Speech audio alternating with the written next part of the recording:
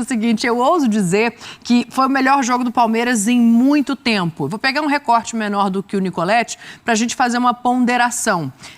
Se são 6 derrotas, são 2 jogos só de um novo treinador que está entendendo o que é todo esse processo, né? São 2 derrotas, mas eu concordo com ele. Houve uma leve melhora do Vasco de um jogo para o outro. Então, assim, como que a gente fecha essa equação diante dos fatores, sabe? O Palmeiras cresceu muito de produção, o Vasco ainda tem um caminho longo pela frente. Como é que você enxergou esse jogo? Dani, o Luciano Amaral no ESPN FC Internacional também já me chamou de Everton por conta do Everton da Inglaterra. Então é meu segundo nome, fica tranquilo. Elton Everton. A gente vai botar assim no GC a partir de agora. É a primeira vez, exatamente. Começando pelo Vasco, Dani, eu acho que está um pouco fora da realidade essa coletiva do Álvaro Pacheco, né? Eu não vi evolução no Vasco. A não ser que ele saia de 6 gols sofridos para 2, ele acha uma evolução, né? Mas foi uma equipe muito frágil, principalmente seu sistema defensivo, mesmo ele fazendo uma linha de 5 na defesa, né? Jogou com 5-4-1 praticamente, deixando o Verratti na frente. A gente viu a quantidade de finalizações do Palmeiras. O Palmeiras mandou no primeiro tempo, né? Com quase 20 finalizações só no primeiro tempo. Então foi uma equipe que conseguiu produzir muitos chutes bloqueados, é verdade, mas sempre rondando a área do Vasco. O Vasco com muitas dificuldades ali, principalmente para tentar, né, neutralizar essas jogadas pelos lados do campo, né, da equipe do Palmeiras com o Estevão e com o Lázaro. Então eu vi um Vasco realmente sentindo dificuldades. Eu acho que a evolução que ele fala é a questão da competitividade, né? Da atitude da equipe. Que de repente... Mas é muito pouco, né? Eu acho que dá pra se contentar com essa mediocridade, né? O Vasco precisa evoluir muito, mas muito, né? Para sair dessa situação. E eu acho que tem potencial para isso, apesar dos problemas, né, que vive extracampo, que atrapalham bastante. A gente sabe que atrapalham bastante. E eu vi um Palmeiras, já falei aqui algumas vezes... O Palmeiras é um dos poucos times no Brasil que tem a capacidade de sair de uma situação ruim, de uma fase ruim rapidamente. E os grandes elencos a gente encontra, né, no futebol dessa forma quando consegue sair de situações adversas rapidamente. Foi o melhor jogo do Palmeiras no Brasileiro. Foi um time que conseguiu construir com muita autoridade o placar. A gente tem que lembrar que o Palmeiras não terá mais o Endrick, né? Uma mudança, ele colocou o Rony como referência. Acabou sendo um bom jogo, Dani, dessa equipe do Palmeiras, que vai evoluir ainda mais nas mãos do... Com certeza. Ramon Abate-Abel era o árbitro de campo, Elton, e a gente viu 2 gols anulados, né? Queria a tua opinião sobre esses gols, porque me parecem lances muito interpretativos. E aí, eu não vou nem pelo lado de se a decisão final foi correta ou não, mas a gente fala tanto em ter mínima intervenção, e quando a gente olha gols como esse sendo reavaliados, eu tenho muito a sensação de que o VAR está interferindo mais no jogo do que é o esperado. Eu sei que isso é comum no Brasil. E, além disso, a gente já viu tanta falta parecida que eu fico com uma suspeita de que ali na frente vai ter de novo e o gol vai ser validado. Então, eu queria te ouvir sobre esses 2 gols. Então, pegou um pouco aqui, mas o primeiro lance, o lance do Verratti, eu achei falta, viu, Dani? Achei falta e o segundo lance que é um pouco mais polêmico, né? Eu não achei falta nesse lance, não sei você, mas... Não achei. Eu achei lance normal nesse lance que originou, né, o gol do Palmeiras. O Verratti faz carga, né, no defensor do Palmeiras no lance que foi anulado. E nesse lance especificamente, pra mim, não houve falta, né? Eu acho que foi um lance absolutamente normal. Pois é, aí a gente fica com essa sensação, né, de que a qualquer momento vai ter de novo e vão ser gols validados ou que o VAR sequer vai chamar. Mas, enfim, poderia ter sido 3-1 o jogo, foi 2-0 o placar final. Tem uma imagem curiosa pra gente mostrar, Elton, que eu brinquei aqui no começo, né, o jogo dos parças. As torcidas juntas, o que é maravilhoso ao redor do estádio antes do jogo começar, que isso possa acontecer com mais torcidas. E a gente tá vendo aí o presente dos amigos. O Abel deu ali um presente ao Álvaro Pacheco. Olha aí a cordialidade. É um bom vinho, né? e o bom vinho português, ele precisa ser compartilhado, né? Eu acho que é uma boa ação do Abel Ferreira para receber um compatriota, né? Eu acho que acaba sendo também um gesto muito gentil do técnico do Palmeiras, Principalmente para um cara que está chegando para um novo país, né? Para ter o seu trabalho reconhecido em outro país, ele que já tem sua história, né, em Portugal, pega um time em crise, é um time complicado, e eu acho que acabou sendo uma boa recepção, né? E mostra que é um cara considerado, pelo menos, né, pelo seu compatriota. Gostaria de um presente como esse, viu, Dani? Um vinho português é sempre bom. Eu tentei bisoiar o rótulo ali, não consegui ver qual era, não. Mas depois eu vou dar um zoom na imagem. Em breve saberemos. A gente vai saber. Quem sabe, né? O Mauro Naves de qualquer dia volta aí. Quem sabe ele não traz uns vinhos pra gente. Então acho que é um jogo que serve também para dar uma recuperada em alguns jogadores. Piquerez, como jogou hoje. Piquerez, né? Que também estava embaixo. Sim. A gente estava falando que o ano do Piquerez não vinha sendo tão bom, tão bom. Fez uma boa partida também. Então, a gente tem falado muito do Palmeiras individualmente que não tem correspondido. Então o jogo hoje também levantou a bola desses caras. Eu também tenho a impressão que o Abel vai falar sobre jogar no Allianz Parque, a diferença que isso faz. Certeza. O Palmeiras segue invicto no seu estádio, né? 9 jogos, 7 vitórias, não é isso? Porque até então havia uma conversa sobre uma temporada estranha, porque o Palmeiras como mandante não tão vence. Bom por causa dos jogos que o Palmeiras não só não venceu, como não empatou, perdeu, né? Na Arena Barueri. Coletivamente foi, acho que todo mundo concorda, a melhor partida do Palmeiras. Tem a ver com a fraqueza do adversário, o momento que o Vasco atravessa, a insegurança que o time do Vasco demonstra em campo, isso dá para perceber. Assim, depois do primeiro gol, isso ficou muito mais claro. Inclusive com jogadores mais cascudos também. Muito mal, muito abaixo. Sim. E importante o Palmeiras fazer essa apresentação, voltar a ganhar como mandante na sua casa e afastar um pouco esse debate sobre a força do Palmeiras em 2024, jogando em casa. Allianz, não se discute, né? O que é diferente, como o time do Palmeiras em si se sente melhor, o torcedor tem muito mais vontade disso, nem se compara, isso também nunca foi discutido.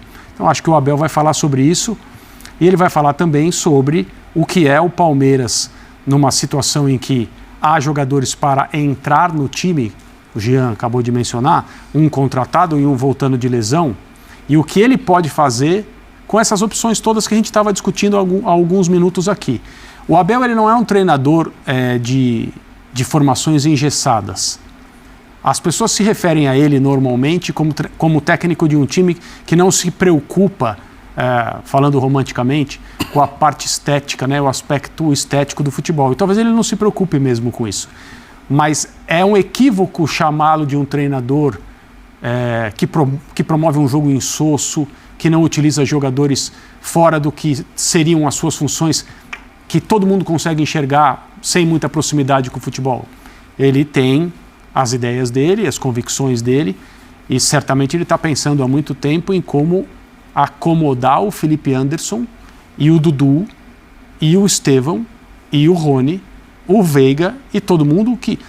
O Veiga faz uma temporada diferente do que é o normal, mas a gente ainda tem muito tempo em 2024 para ele retomar o nível e retomar a influência que ele tem no tipo de futebol que o Palmeiras pratica. Então, essa questão, o elenco do Palmeiras, tem alguns jogadores que não podem ficar fora. A diferença que o Felipe Anderson pode fazer, a gente não consegue calcular ainda, né? E o Dudu é uma contratação. Porque embora a gente ainda não saiba como o Dudu vai responder com a idade que ele tem depois de tanto tempo afastado, e como ele vai conviver com aqueles probleminhas que esses afastamentos tão longos sempre causam. Aí nós estamos falando de problema muscular, claro, até o cara retomar, mas ele é um jogador que conhece muito essa equipe, conhece o jeito como o Abel trabalha, deve estar morrendo de vontade de voltar a jogar pelo Palmeiras, fazer gols, assistências. Então, assim, é uma vitória que acho que coloca a temporada do Palmeiras num outro caminho a partir de agora. Outra perspectiva. Isso, num outro olhar. Certamente sim. Daqui a pouco tem o Abel Ferreira, a gente vai ver o Abel, vai falar sobre o Estevão, vai falar sobre o fato de jogar em casa. Daqui a pouquinho a gente vem também com a entrevista do Abel Ferreira nessa noite aí de vitória do Palmeiras 2-0 para cima do Vasco, né?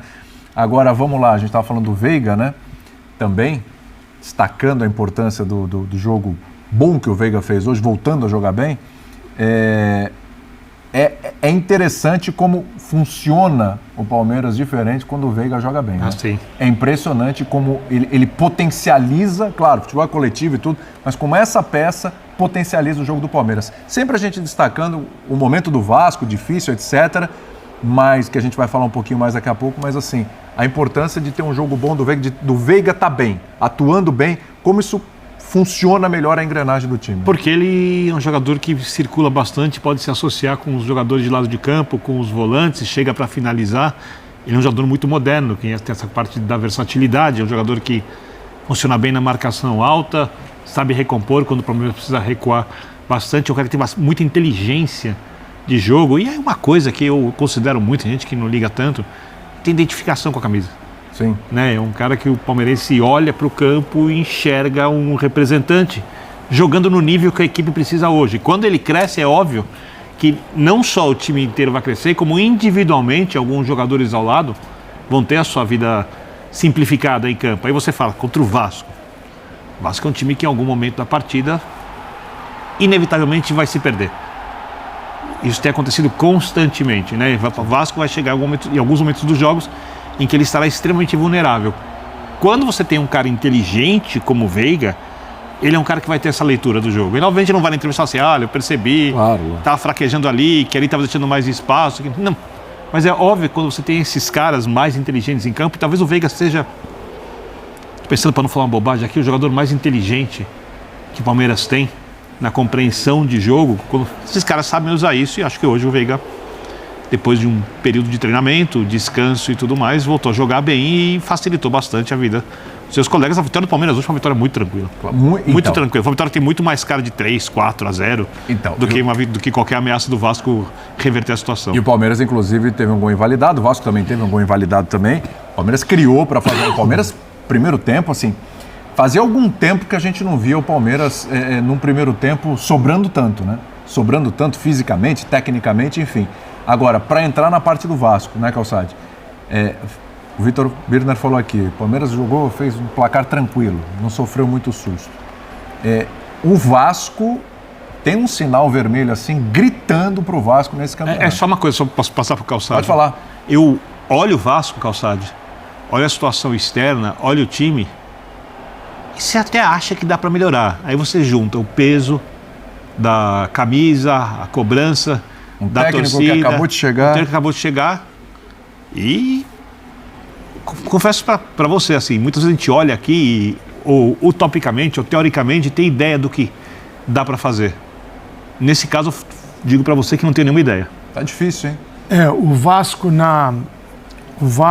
está com, vamos lá, 8 pontos. 6 pontos. 6 pontos. 6 pontos. O Vasco está com 6 pontos. Olha o número de gols tomados. O Vasco tinha 6 pontos no ano passado.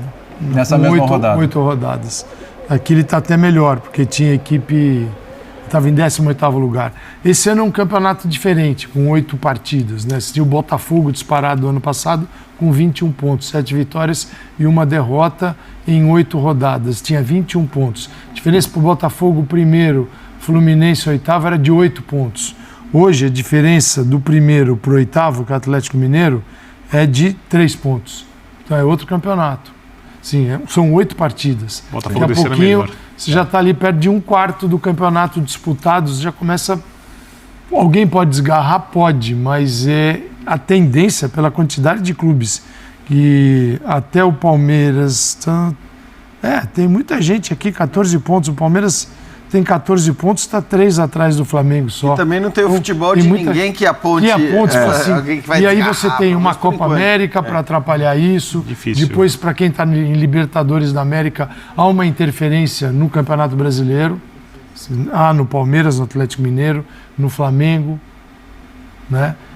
São equipes que você olha e fala, esses aqui podem chegar, podem disputar o título. Então, assim, é muito difícil. Aqui são tantos problemas ao longo da temporada que é muito difícil você fazer uma previsão olhando para todos e deduzindo o que vai rolar.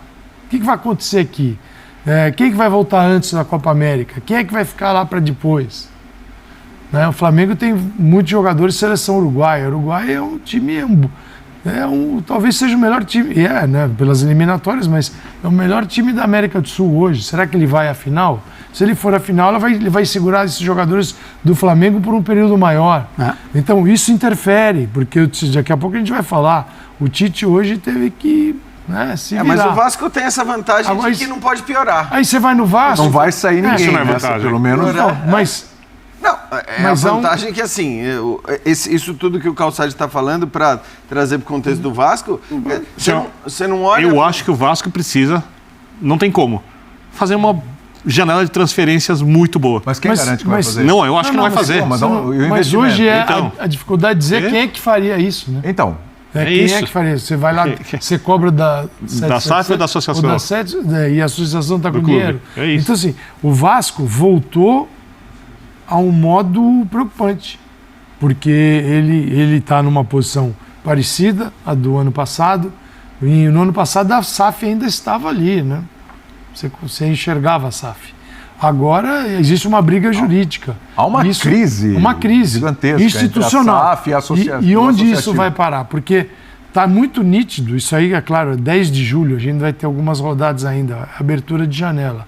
Mas você sabe quais os clubes que vão mudar realmente. O Cruzeiro está trabalhando.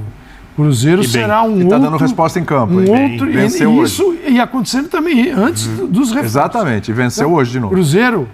Quem imaginava o Cruzeiro aqui embaixo já risca, porque é outro Cruzeiro. Então ali hoje e grande em crise é problema. Corinthians, é Vasco. E o Vasco vai se agarrar ao quê? Você viu, o Medel já está louco para, né? O Boca, tô indo.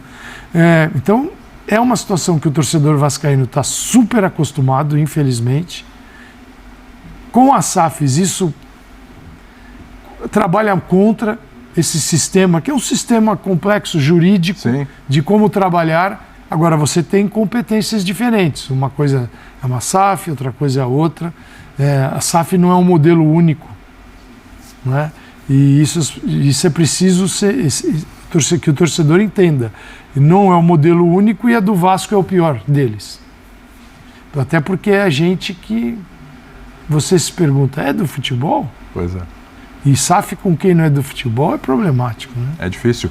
A realidade do Vasco é briga contra o rebaixamento mesmo?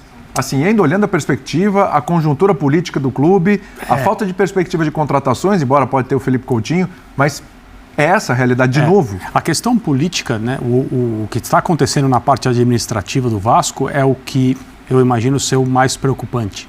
Porque isso atrapalha, evidentemente, o time de futebol em todos os sentidos. Atrapalha o time de futebol porque os jogadores estão vivendo esse ambiente e por mais que você consiga dividir o que é importante e o que não é para o seu dia a dia, você é afetado por tudo isso. Não tem como. Se fossem máquinas, não. Ok, meu trabalho é treinar e jogar, tudo bem. Sim. O que está acontecendo, o clube pegando fogo, não é problema nosso, mas não é assim. Mesmo a comissão técnica que acabou de chegar e que talvez até agora não esteja tão prejudicada por essa questão, está vendo o que está acontecendo, né? Assim, também é um ambiente que deve ser muito difícil para quem está chegando agora que foi contratado pela SAF. De outro país, contratado por um grupo que está em em litígio com o clube associativo.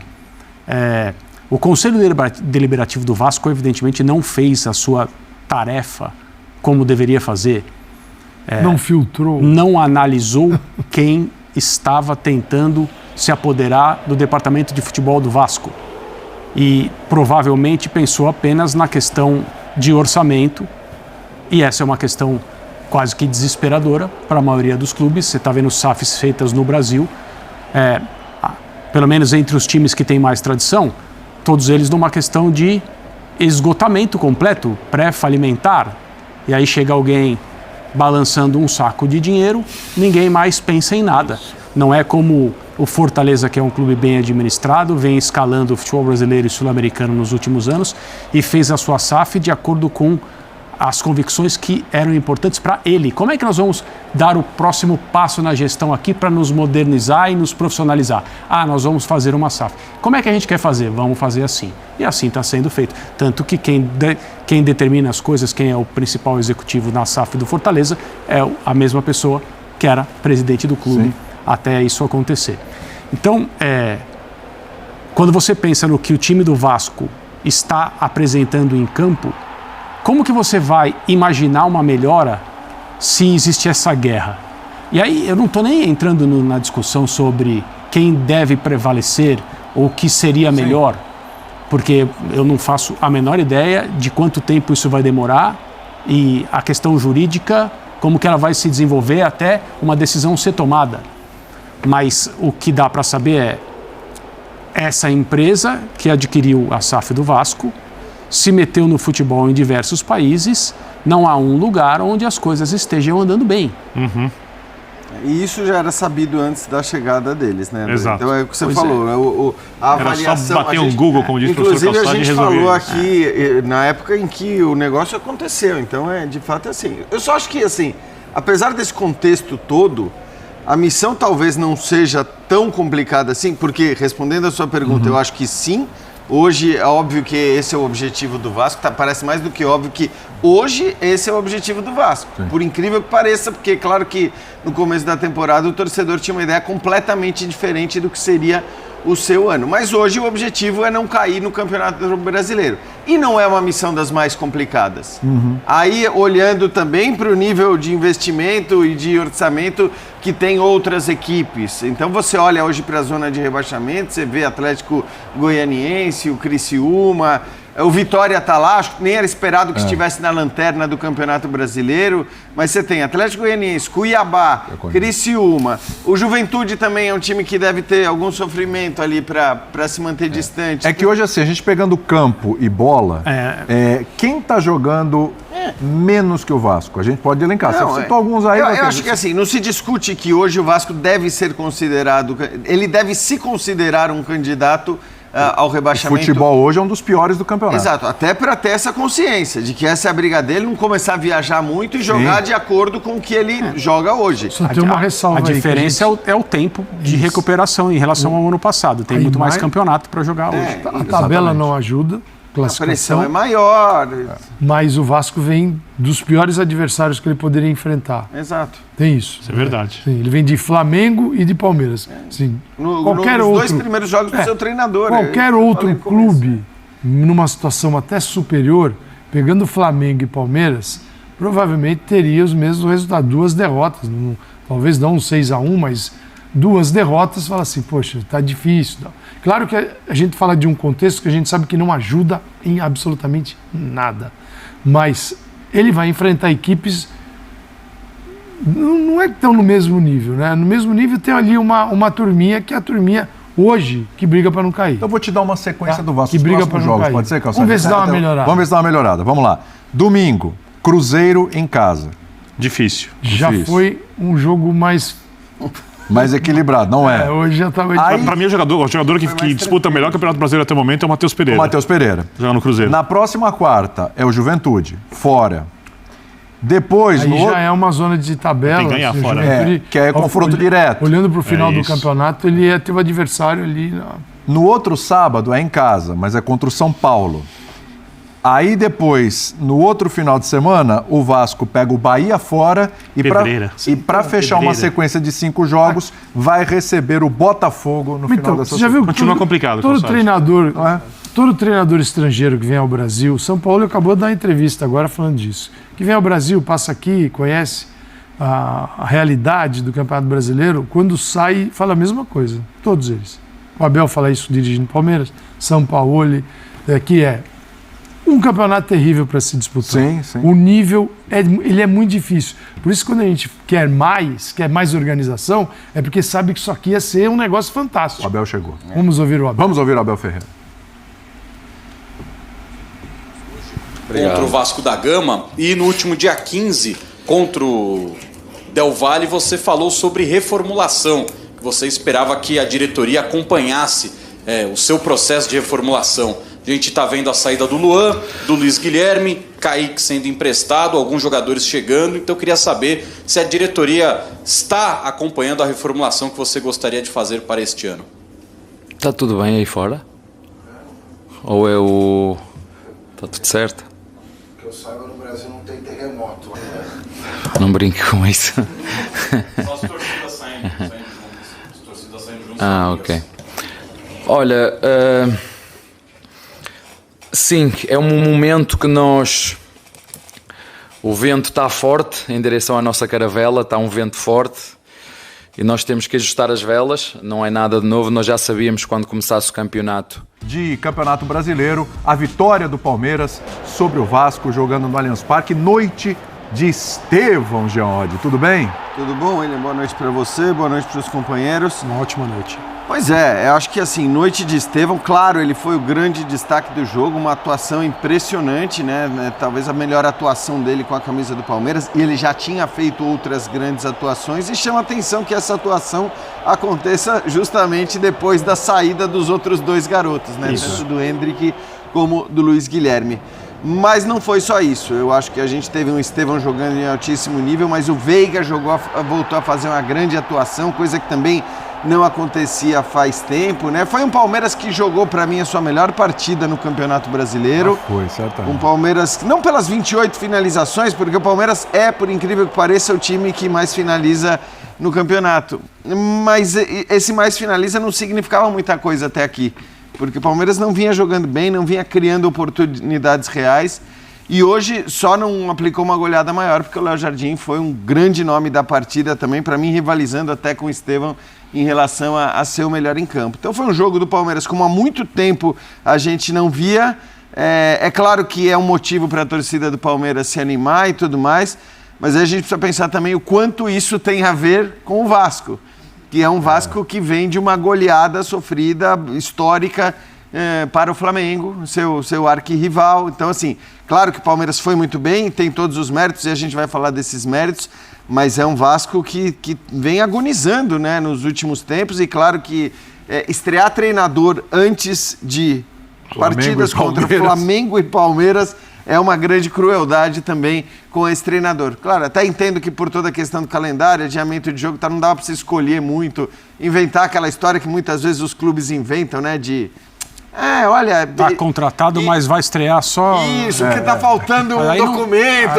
Não tinha como. Não dava pra fazer esperando isso. o Flamengo e o Palmeiras para fazer isso. Né? E aí, acho que deu no que deu, nenhum ponto conquistado, mas no atual contexto do Vasco, jogando contra o Flamengo e contra o Palmeiras, era mais do que normal que ele não conquistasse nenhum ponto nesses dois jogos. E 8 gols sofridos nesses dois jogos, de um total de 19 sofridos pelo Vasco, é a pior defesa da competição, pior saldo, menos 12. A gente vai falar bastante também desse Vasco, mas no começo destacando a atuação do Palmeiras e também do Estevão, né, o André Kfouri, porque o menino está cada vez mais à vontade. O Jean, inclusive, destacando, né, a saída dos dois, fica o Estevão ali e ele... O Jean falou antes essa coisa de assumir a responsabilidade, né? Mas o Estevão assumiu mesmo com pouca idade e resolveu o jogo para o Palmeiras. Boa noite, amigos. O comportamento dele é desse nível, né? Eu também acho que ele até agora não tinha feito uma atuação tão completa e com tanta influência no resultado como a de hoje. A participação dele em 2 gols, né? Passe direto para gol. É o que a gente vê, ele com a capacidade e a leitura para fazer jogada individual e oferecer gols aos seus companheiros. Hoje aconteceu de novo. Mas é curioso porque ele ainda é um menino e ele ficou, né? Porque a venda do Hendrick é uma notícia velha, e já era velha a partir do momento em que todo mundo sabia que ele tinha data para ir embora. Ele já foi. Seleção e tchau. O Luiz Guilherme era aquele caso de será que dá para segurar? O Abel falou várias vezes, né? Será? Tal. Quando o Abel fala do assédio do Chelsea ao Estevão, ele falou, espero que só levem ele. E aí o Luiz Guilherme também já foi, não para o Chelsea. Esses são jovens que você sabia, e a torcida do Palmeiras sabia que ia ver por pouco tempo. Mas assim, é muito rápido, né? E quando eles saem nessa quantidade, e é claro, a questão em relação ao Estevão é também uma questão de tempo. Sim, vai acontecer. Você falou, o Endrick tinha data para sair. O Estevão também tem data para sair. A gente pode até não saber ainda com certeza. É o jovem, quando você completar 18 anos. Não tem, é isso aí. Que vem, né? É aquele o tio Sully apontando o dedo. Exato, é isso aí. Só muda do serviço militar para a elite do futebol. É isso que acontece nesse caso.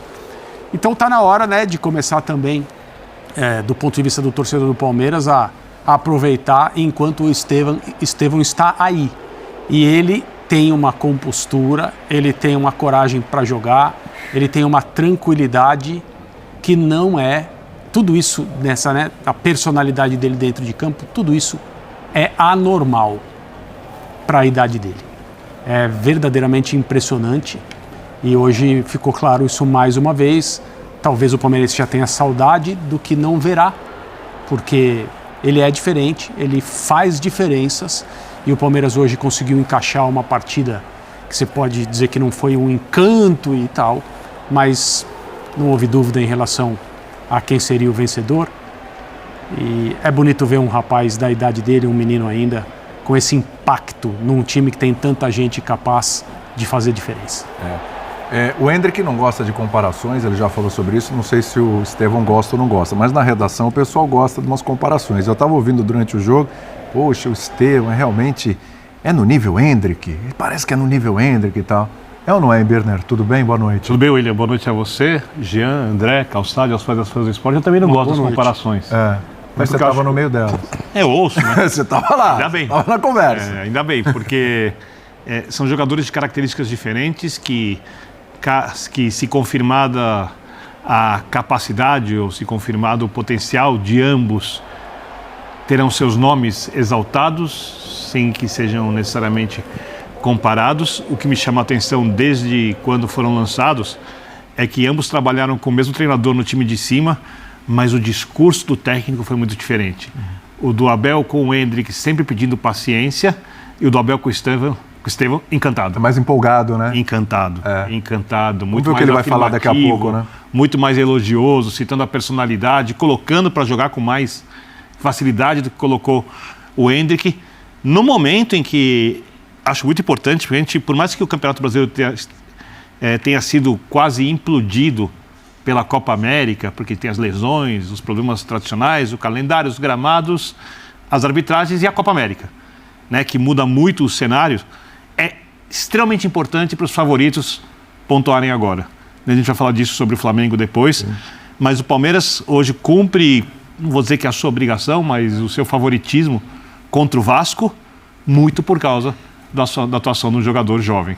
Né, que no final das contas o Palmeiras foi melhor o jogo inteiro, mas quem gerou mais lances de desequilíbrio foi o seu jogador mais jovem. Sim, ele fez toda a diferença. A gente estava vendo o jogo, a gente estava falando de uma assistência e um gol, e o que ele fez durante o jogo. Para quem não viu o jogo, ele criou várias situações, teve outras oportunidades também de resolver o jogo. Sim. Brilhou à noite o Estevão. Por isso que gerou essa conversa lá na redação, né, Calçado? Você estava ali ouvindo, vai Calçado adora as comparações. Sabe o que é, cara? Tem no mundo hoje... E não é um cara a cara, né, Calçado? A geração desses garotos de 17 anos, 18 anos, ela é incrível.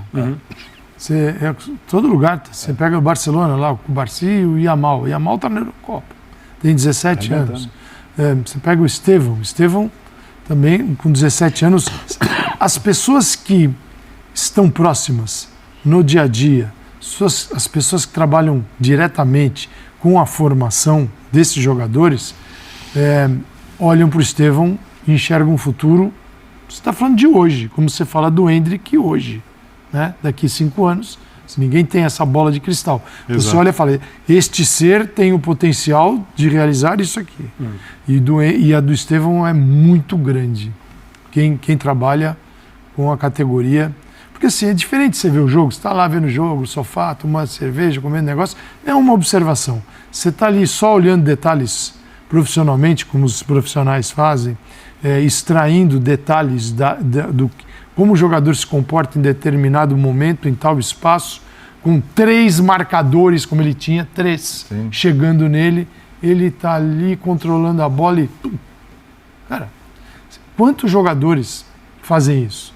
Os jogadores, às vezes, dão um passe sem olhar, colocam a bola sem saber o que está rolando, porque chega na linha de fundo. Ele chega mapeando tudo que está rolando e dá a bola no pé do companheiro. Então é muito legal de ver. Pena que a gente vai ver aqui no Brasil até o ano que vem. E depois pela tela, pela nossa tela. Vai estar com a gente, pelo menos isso. Pelo menos isso. Esse é o nosso... É a maneira da gente curtir o jogador, né? A gente ainda vive nessa cena, mas olha o Palmeiras, né? Eu sei que o torcedor em algum momento vai fazer isso, mas não tem jeito. Hendrick, Estevão, Luiz Guilherme, imagina isso, esses caras amadurecendo uma equipe dentro de uma equipe e como equipe de futebol. Um pouquinho o Danilo. Né? Pô, cara, ainda tem o Danilo. Tem o Danilo. Mas tudo bem, a realidade é outra. É que, assim, quando o cara é fenômeno, eu nem acho que isso talvez não se aplicasse para o Luiz Guilherme tão rapidamente, mas esses caras tipo o Estevão e o Hendrick, é o que o André falou, você sabe que, assim, completou 18 anos, tchau. Você já não, acho que já nem tá mais, você nem trabalha mais com a hipótese do cara permanecer. Claro que não é o ideal, o ideal seria que você conseguisse manter esse jogador, como o Santos conseguiu manter, de certa maneira, o Barcelona, o Neymar, antes de vendê-lo para o Barcelona. Mas abriu mão de dinheiro, né? Abriu mão de um bom dinheiro e também já faz um bom tempo, né? O Neymar está com 30 anos, quer dizer, eram outros tempos, não havia essa obsessão que talvez tenha surgido em relação aos jovens jogadores brasileiros, muito por conta do Neymar. Quer dizer, talvez o Neymar tenha feito com que caras como o Vinícius Júnior e os palmeirenses todos que a gente citou tenham saído tão cedo do Brasil, Rodrigo a mesma coisa e tudo mais. Mas falando da atuação do Estevão, acho que para ele também é importante pensando em lugar no time. Claro. Porque a gente lembra, o Palmeiras daqui a pouco, e claro que não é para já, o Dudu hoje ficou no banco, não entrou nem 2 minutinhos, aliás, abre parênteses. Acho que o Abel podia, né, aproveitar o estádio cheio. Pensei nisso. Tendo a sexta substituição, só dar aqueles 2 minutinhos para o Dudu entrar, ser aplaudido. É algo que acho que é importante também, esse clima que você gera num estádio de futebol, a empolgação com a torcida que vai querer ver o jogador de novo. Então acho que poderia ter feito isso num jogo em casa, tal, acabou não fazendo, mas fecha parênteses. Daqui a pouco o Dudu vai estar aí. Daqui a pouco o Felipe Anderson vai estar aí. O Veiga jogou muito futebol hoje, novamente. Acordou. Então, assim, o Estevão atuar em alto nível é importante para ele se manter nesse time também. Porque, teoricamente, ele joga no lugar em que o Felipe Anderson mais jogou nos últimos tempos. Aberto pelo lado direito. Características completamente diferentes, né? Um é jogador que tem mais o passe, que tem a visão de jogo. O outro é um jogador de força no 1 contra 1. Idades completamente diferentes, mas são jogadores que atuam mais ou menos no mesmo espaço do campo. Jean, quem você acha que tem que tomar mais cuidado? O Estevão? O Veiga? O Rony? Porque o Felipe Anderson pode jogar em qualquer lugar, né? E no final das contas o Abel tem que colocar em campo o time que torna o Palmeiras mais forte. Você abre mão de um talento que individualmente tem resolvido tanto o jogo assim. Para colocar um atleta muito mais pronto, e concordo com você, que tende a ser um dos melhores jogadores da temporada, porque eu acho que a contratação do Felipe Anderson é uma contratação enorme. Eu acho que tem mais jogadores que precisam olhar para isso com bastante carinho, e não só o Estevão. É que eu tô falando assim, é claro que o Estevão, inclusive, se ele continuar, se ele mantiver esse nível de atuação que teve hoje, mantenha esse nível, é impensável não dá pra tirar, o cara sair do time. O cara não vai sair do time porque foi uma atuação muito, muito boa mesmo hoje. É claro que os favoritos a deixar a equipe são outros. Você pode falar do centroavante, seja ele o Rony, seja ele o Flaco, hoje foi o Rony, mas aí nem o Dudu e nem o Felipe Anderson costumam jogar por ali. Você pode falar do Lázaro, que hoje jogou como titular do lado esquerdo, e acho que tem feito boas atuações, mas aí acho que não tem nem muita discussão. É óbvio que com o Dudu voltando, o Dudu 100% tal, ele vai ocupar o lugar do Lázaro. Então, ali acho que não tem muita discussão. O Veiga bem não sai do time também. Por mais que, entendeu, ele não vivesse um bom momento, ele não sai do time também. Então, por isso que eu estou falando. Acho que a questão do centroavante é outra. Eu não sei se dá para pôr nesse pacote, sabe, Birner? Tá. Não sei se a gente pega esses Nem na rotação. Não tô falando para jogar de centroavante. Na rotação, ocupando, trocando quem entra na área, né? Aí não tem dúvida, né? O Rony, por mais importante seja para o Palmeiras, é um cara aplicado, um cara dedicado. Acho absolutamente injustas as críticas que ele recebe de parte da torcida. Concordo muito. Mas assim, aí não dá para comparar com esses caras todos. A questão é que, falando desses 4, Estevão, Dudu, Rafael Veiga e Felipe Anderson, você não tem ninguém que joga, teoricamente, como centroavante, embora alguns já tenham feito essa função em outros momentos. É verdade. O Palmeiras hoje, que você falou do Rafael Veiga, né? Mas um Palmeiras hoje, André, que assim, a paradinha para treinamentos e tal, parece que fez bem, né? Você tem a recuperação do Veiga, o Rony fazer gol é importantíssimo para ele, fazia tempo que não balançava as redes e é um jogador que vem sendo muito criticado pela torcida, questão de confiança e tal, fazer gol é importante. Mesmo que seja só, né? Mesmo que seja só empurrando, mas quando a fase está ruim, aquela bola ali, você consegue se atrapalhar. Mas ele é um jogador de serviços prestados. Sim, muitos. E é muito criticado pela torcida virtual, é bom que se diga, porque no estádio você não vê muito... Tá aí, torcedor do Palmeiras, mais uma sexta-feira, hein, recheada, hein, de novidades, hein, e o Verdão aí, você vem imprensa esportiva aí, rasgando elogio aí, no Palmeiras, hein, é um time, pessoal, que para competir aí com o Verdão, só o Flamengo, né, que tá fazendo aí uma boa sequência, vamos ser sinceros, né, mas o Verdão é um time que brigará para ganhar, né, muitos títulos nessa temporada, ainda mais agora, pessoal, fazendo aí, né, contratações de peso, né, jogadores de alto nível, né. Sem dúvida, agora o Verdão é um time que dará muitas felicidades aí à torcida aí. Ontem aí venceu o Vasco da Gama 2-0, né. E o Verdão, pessoal, já vem aí 5 jogos sem perder. Então, a sequência de 5 resultados sem perder, né. E agora esperamos aí que o Verdão consiga manter uma boa sequência de resultados positivos, né? Às vezes o time dá uma oscilada, mas é normal, né? O único clube que eu percebo, pessoal, nos últimos anos aí, é o Palmeiras, que não tem crise, né? Às vezes tem aquelas conversas aí fiadas de comentarista, né? De alguns adversários, né? E que quer ver o Palmeiras mal, mas o Verdão não tem crise aí. É um time que a gente pode ter previsibilidade, né? E vocês, pessoal, o que é que vocês acharam do jogo de ontem? Do Vasco, na minha opinião, o jogo foi bom, né? O Palmeiras fez uma atuação, não foi aquela atuação excelente, né, pessoal? De alto nível, mas o Verdão conseguiu fazer, né, com que agradasse a torcida aí, fazendo esse jogo aí, 2-0 diante do Vasco da Gama. Inclusive, ontem o Abel Ferreira dando lá um presente aí ao técnico aí do próprio Vasco, né, seu conterrâneo aí, e alguns torcedores do Vasco ainda não gostaram. Importante, né, pessoal, é o profissionalismo aí que o Abel manteve, né, e que uma relação, né, de como falei, de pessoas de outros mesmos países ali, que é o caso da Abel, né. Deixa aqui, pessoal, sua participação. Se vocês gostaram do jogo, que você viu que poderia ser melhor, ou se vocês gostou, né, totalmente, deixe aqui sua participação. Se é novo aqui no canal, pessoal, quero agradecer por vocês estar chegando aqui agora, sejam bem-vindos aí. E lembre-se, pessoal, que a gente sempre posta aqui conteúdo de qualidade do Palmeiras. Não esqueça, pessoal, de deixar o seu like aí com forma de vocês valorizar nosso trabalho.